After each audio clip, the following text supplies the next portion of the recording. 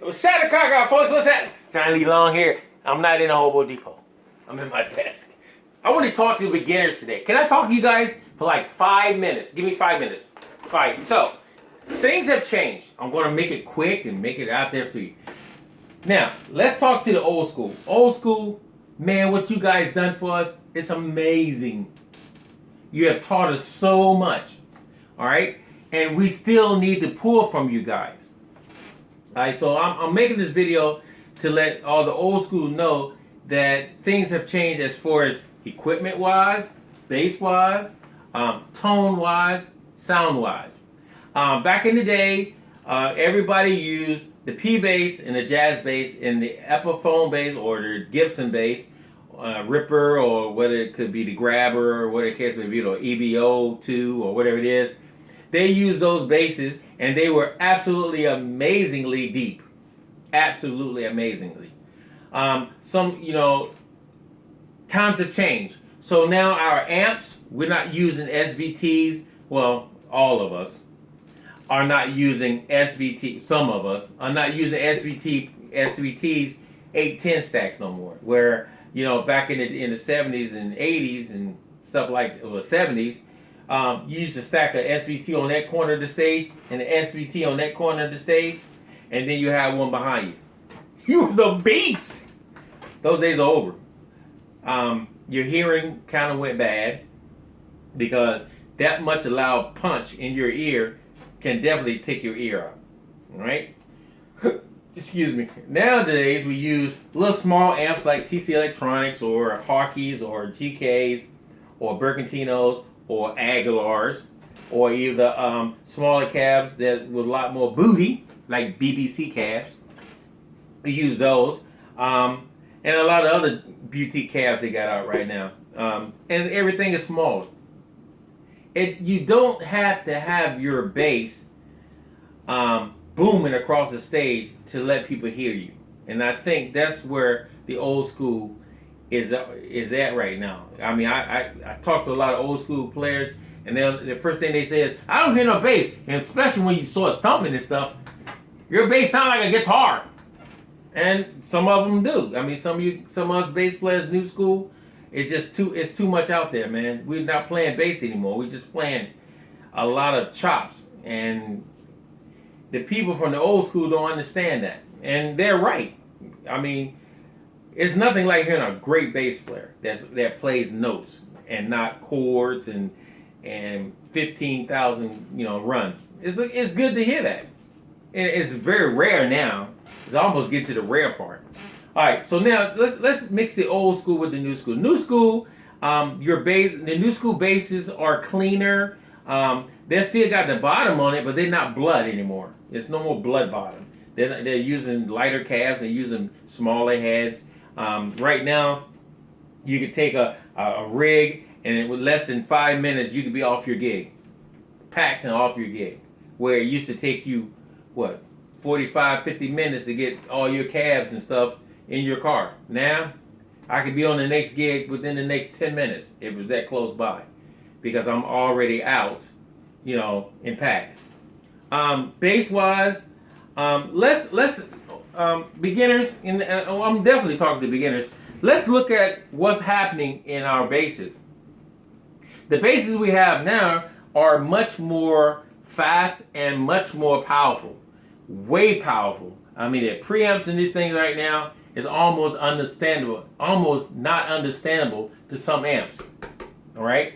And of course, let's not even talk about the amps. Like the amp heads are now 2,000 watts and 2,500 watts. I mean, let's think about it. Who needs that kind of power? And you playing in a place a little bit bigger than my office. But you got 25,000 watts pumping through that one little spot. We're not going to hear the band. We can just hear you. All right? So now, what I'm saying, old school is now, we play lighter. We play a lighter bass, and the bass sounds a lot, to you, it's a lot thinner. See, I can hear those notes. Back in the day, see how clean that is? Back in the day, there was no, it was no trouble. It was all bass. And the more you roll, the better it was. back in the day, the bass was so deep that it actually sounded like it was going out of tune. That's how deep they were. But they had to drive. They had to drive because back in the day, the foot wasn't the most dominant thing. Now the foot is dominant. Now the bass is dominant, and everything you want your bass to be sounding real clean.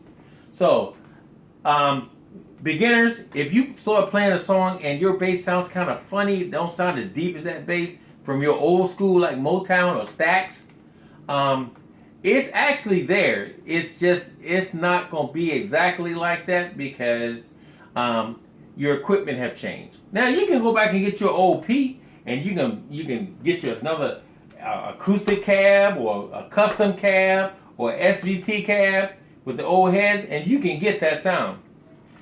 The problem is nowadays is that nobody's really playing that stuff, and nobody's going to help you tone it. I'm not. I love the way you sound. I'm not going to help you tone it. And your mom and your cousin and them, they ain't going to come out and help you after the gig either. Because times have changed. So, to make a long story short, beginners, get you a really nice bass that feels good in your hands, that you can handle. And if the bass doesn't sound like the record, don't worry about it.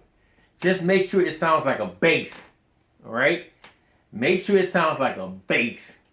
That's the key. Play the notes because you need to be the foundation of a song. And once you become the foundation of a song, you're a beast already. It's hard to play one notes now because we're so educated. I said educated. We're so educated right now, we can't play one note. It'd kill us to play one note. But back in the 70s and stuff like that, AWB, them boys like that, bass player Slave and them boys like that, they was playing solid bass. They were playing good and fancy bass, but it was solid bass. Today, it's hard for me to distinguish a guitar player from a bass player because most of our bass players are trying to get into the guitar ring, with the chord structures and the modes and stuff like that. And it's hard to teach a beginner if you're not at that level. You're already at a level where you're playing chords and you going through 18 modes on your chops. You can't understand where he is, where he can't understand, where a beginner can't understand what's that note right there, and how do I make that note fit within that 4 bars? How do I do that? Do I hold it longer, or should I move it, or should I do something crazy, or should I try to do a run? So I just want to put that out there, guys. A lot of you guys might say, "Oh, what you're talking is old." That's right. Because most of our beginners are not always new beginners. They're not always young beginners. They're older beginners. And they're actually older men trying to get to where you are. So, or women. I haven't forgot y'all. So whatever you need to do, if you're teaching a song, and you got to basically get to a point where you're doing a riff, and that riff is important, and you want somebody else to learn that riff. Remember, you got to slow it down, and you got to tell the beginners the same thing. Okay, guys, I'm going to slow it down.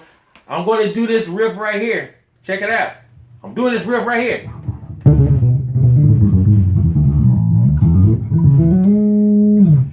And you's like, okay, to slow it down, I just did, or whatever I just did.